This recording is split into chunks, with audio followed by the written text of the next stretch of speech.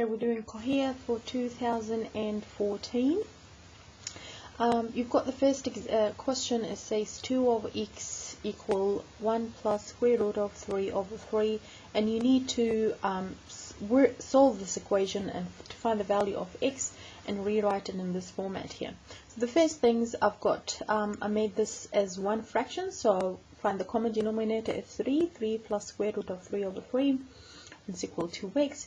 Do a cross multiply, and that's what I get. Why I've done that? To get rid of the fractions. You're trying to work with non-fractions expressions is way easier. After you've done this, you've got x as a common factor, so I've got 3 plus square root of 3, and after that I will divide it, and that's what I get. Now because I've got 3 plus square root of 3 in the denominator, that's why I will multiply by the conjugate of that, and once you've multiplied, expand, you will get, and simplify, then you will get this as your final answer. Okay, your next question is, you've been given the two complex numbers on the arcand diagram.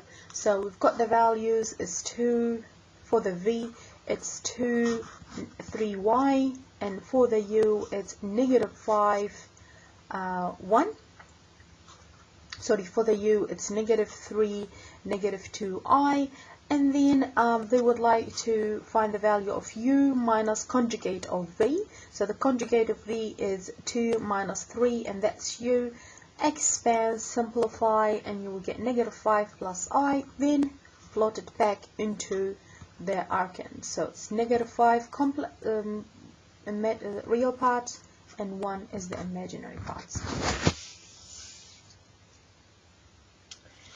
Now, next question.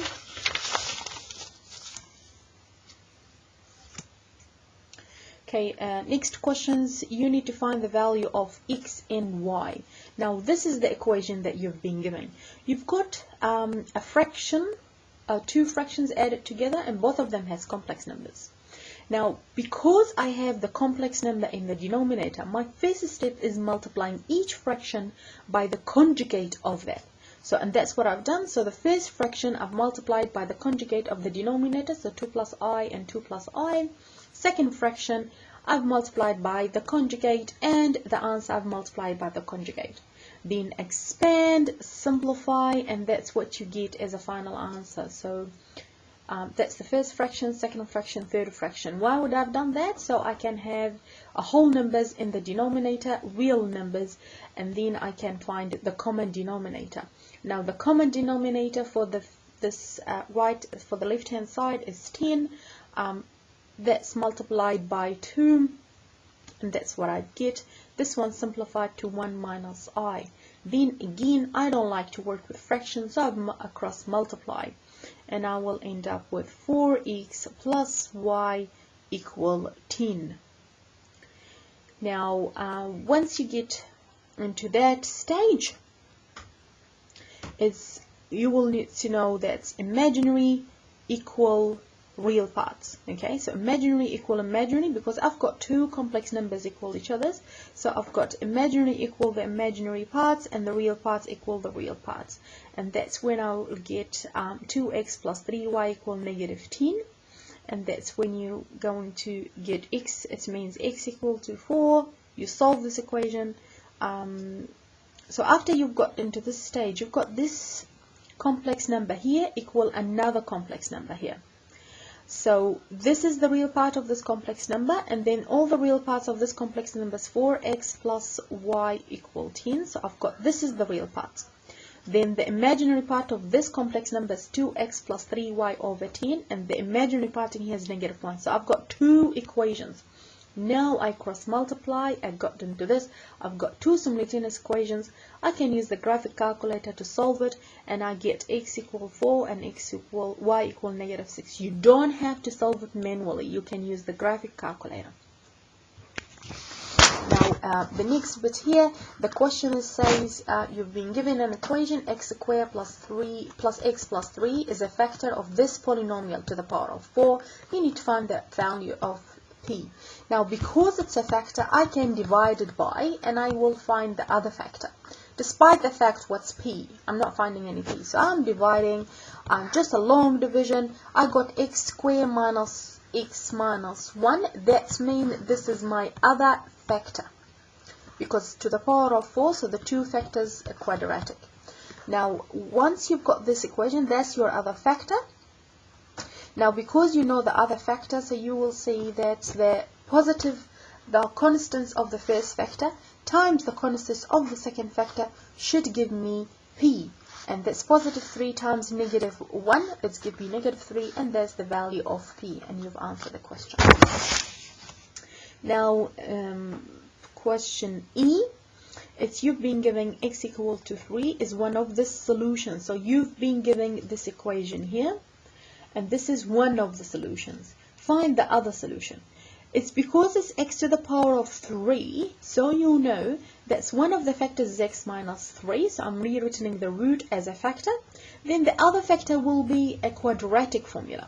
So a quadratic equation. So I've just written a quadratic equation. Now I'm expanding. Once you've expanded, you need to compare. So you've got two coefficient of x squared. So you've got 3 minus a x squared, b minus 3ax minus 3b. So I'm just kind of collecting the like terms. Then if I'm comparing with the real equation, I've got the coefficient of x squared is 7 plus 3i. Now the coefficient of x squared for this new one is 3 minus a. Rearrange will give you the value of a is this. Now the coefficient of x is this. The coefficient of the x is b minus 3a. I already know a from here. Substitute the value of a that you found it, and then solve. Just expand, solve, simplify. You get the value of b in here. So there's the value of b, and that's the value of a. Now, it says find the other two solutions. Now, the other two solutions, we already know that the other factor is a quadratic formula with a and b as numbers. We already know now the values of a and b. We found them out. So I'm just substitute them in this equation using the quadratic formula, which is negative b plus or minus square root of b squared minus 4ac over 2a.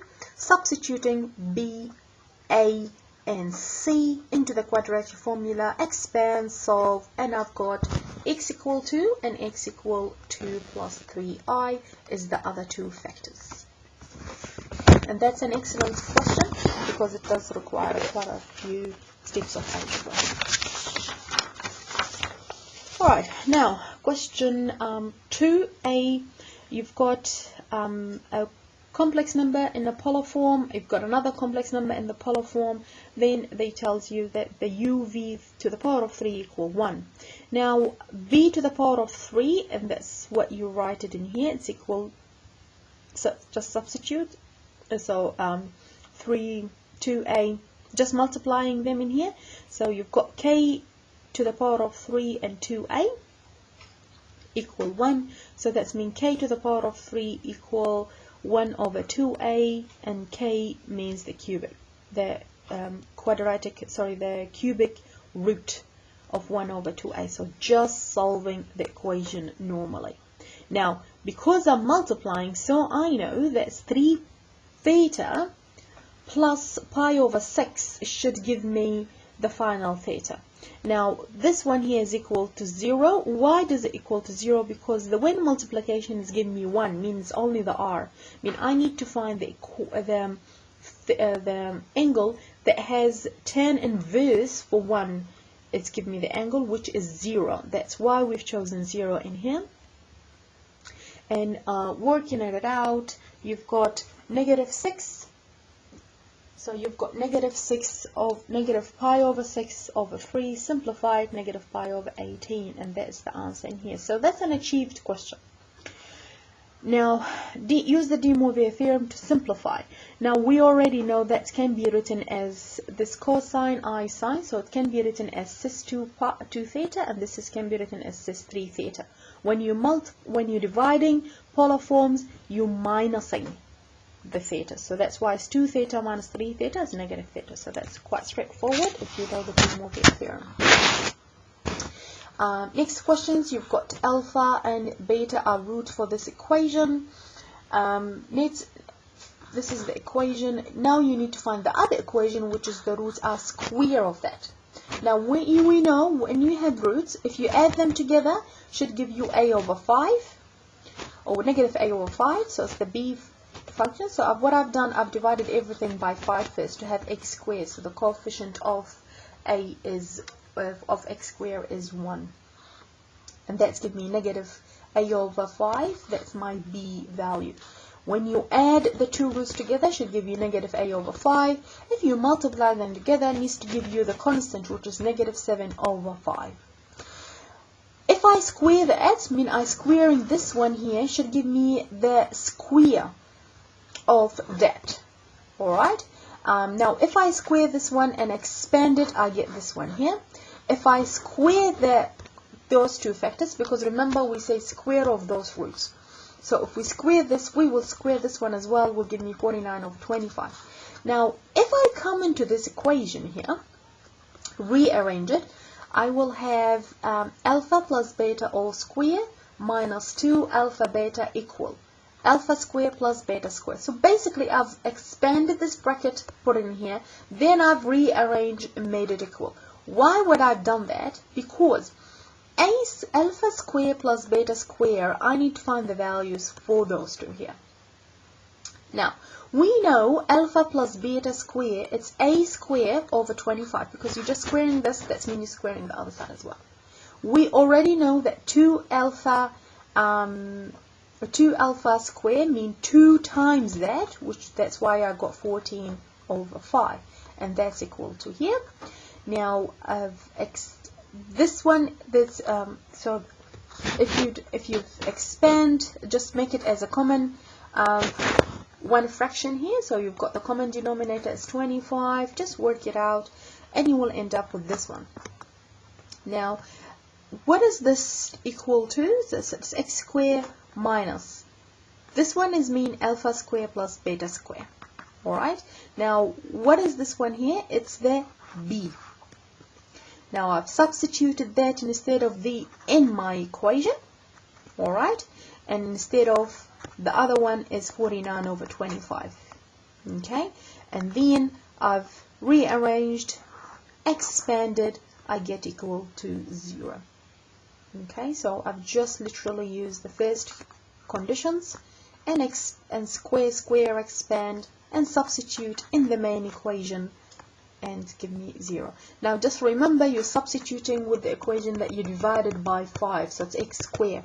You're not substituting by 5x squared. Right. Next question. You've got this solving the equation. We've got the roots in here, so we have to change this one into a polar form, finding the r, working it out. I've got 45 as an angle. Then I would use my rule 45 plus 360k over 5. How would you find 45? Just use the tan inverse. Now theta is 45.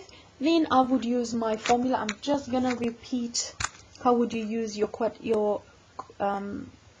table. So in the table you would write it exactly as it is. So you can see that 45 plus 36x of 5, and I make sure the range have enough values. If I say table, I only choose the values that have less than negative 20, sorry, bigger than negative 180, less than 180. So I've got those values, and I've written them down as a list. That's it for this question.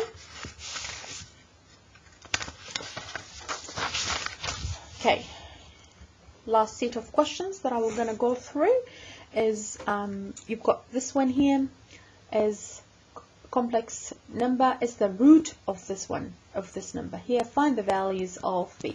Now I can't use the conjugate method because I do have complex numbers in here. So I will have to substitute this root or solution into the main equation. So I've substituted instead of z, I've substituted, simplified, expand, I got equal to 0. Because I have a complex number equal to 0, I mean the imaginary part of that complex number must be 0 and the real part must be 0. And if I just divided my number into real and imaginary. I got 2 equations. Just remember, when you're getting the imaginary part, you don't include the I. You're taking the I as a common factor. I've got 2 equations. Rearrange them in this format so I can use the graphic calculator. Then I've used the graphic calculator, found the P and the Q. So basically you are using, just go to menu, go to equation, go simultaneous equations and 2 degrees, and you're just adding them. So that's 1, 1, 13, and then I got 2, 1, -9, solve, and I got those 2 values. I've done something incorrect. Okay, so I've got not 9, sorry, it's 1, and that's 2, and I've got -22 and 35 as an answer, and that's my P and Q. Now once you know your P and Q, you can substitute P and Q in those values here, and that will give you the whole equation again. So if you found the equation here, and then you solve it, and then you will find the other root. Okay, how would you find the other root? Is just remember, multiplying the 2 roots together give you the constant part, and adding the roots 2 together give you the real part, and that's how I used it to calculate those 2 roots. Okay, so that's the working here. So the final root is 14 minus 7i. Alright, last questions.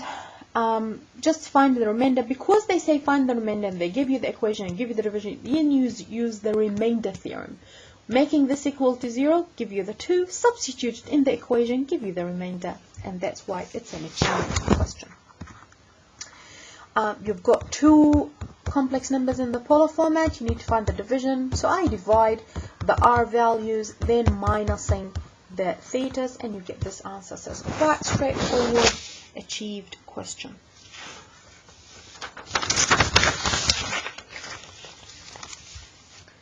So you've got this one here, you're finding the loci. We've got this less than or equal and greater than or equal. Treat each one of them separately. So I've worked this one out as we use the loci. So basically you would do x plus yi plus 1 minus I, and then that means x plus 1 square and y minus 1 square.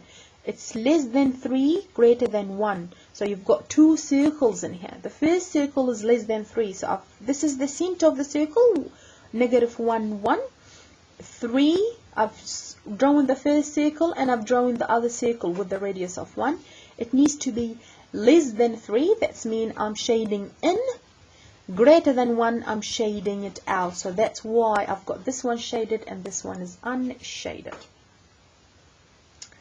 Alright, now this one here is solving.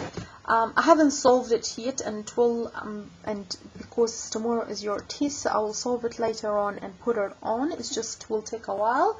But anyway, just to give you a hint, how would you solve these type of questions? You will need to... Okay, to solve those type of questions, you will basically rearrange. So I'm just going to do the first few steps. It's just when you rearrange, you will have -1 over 27i, and then you're going to multiply by the -27i over -27i, so it's the conjugate. You're going to simplify that, so you will end up with basically x to the power of 3, 27i over I times I is -1 times I, so it's positive, and then I will do 27 times 27 and give me 729. So this is my complex number, okay, at the moment.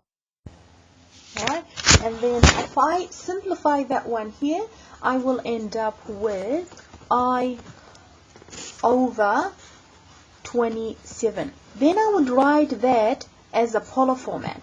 So my polar format will be 1 over 27 cis, and I think the formula, I'm just going to find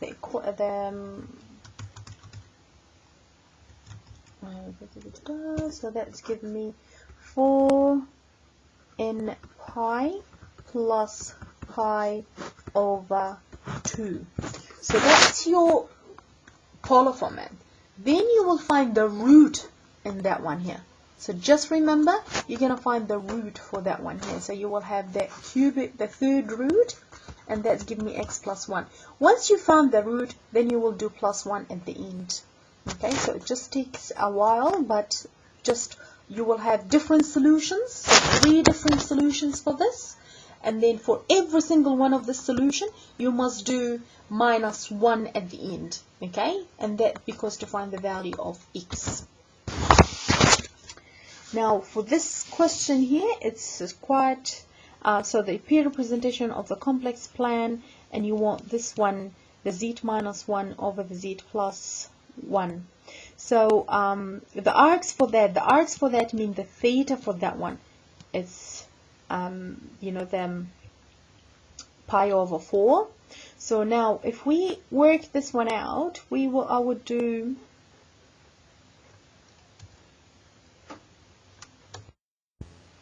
okay, I would rewrite it. It takes a little while. I'll just try to do some of it. So it's x plus yi minus 1. Remember, it's just exactly the same procedure that we used when you simplify everything in here. So you've worked this one out, and then that's give me x minus 1 as real plus yi over x plus 1 as real plus yi. Because I have a complex fraction, then I will multiply by the conjugate of that, which is x plus 1 minus yi and x plus 1 minus yi. And if you expand everything, you will end up with arc. So I'm just keeping the arc. I've done this little bit here. If you expand, you will have that as an answer. Plus 2iy over x squared. So it's that square of this one here. And I negative, positive, so it's positive y squared. And that's give me pi over 4. Now if I take 10 for both sides, and that's give you the reason of, okay, so if you take the 10 of both sides, you will end up with 2y over x squared minus 1 plus y squared. So I'm just taking the 2y over x squared minus 1 plus y squared, and that's giving me equal 1. That's after you simplify everything in here. If you rearrange, so just multiply everything, cross multiply, you will end up with x squared plus y minus 1 squared equal 2. And this is a circle with 0, sorry, 0, negative 1. So positive 1. So 0, positive 1 or 0i is your center. Radius is square root of 2. Okay. And you need to say that you have to exclude from your circle negative 1, 0. The reason for that, if you put negative 1, 0 and you substitute in this equation, you will end up as 1 at the end. 0, because negative 1 squared give me 1. 1 minus 1 is 0. Okay, 0 plus 0 is 0, and you can't have maths as denominator as 0. That's why it's undefined, and that's why you must say I'm excluding this point here. And that's an excellent question. So I've just forgot to mention, where did I get this one here? I will divide this into real part and imaginary part. And if you see the imaginary part, I have y over this. It's way easier to deal than the real part. And because I have a tan of pi over 4, so I know the imaginary part must be 1 and the real part must be 1. And that's why I've chosen the imaginary parts to deal with. It's easier and it's easy to solve. Okay? Thank you for watching and good luck.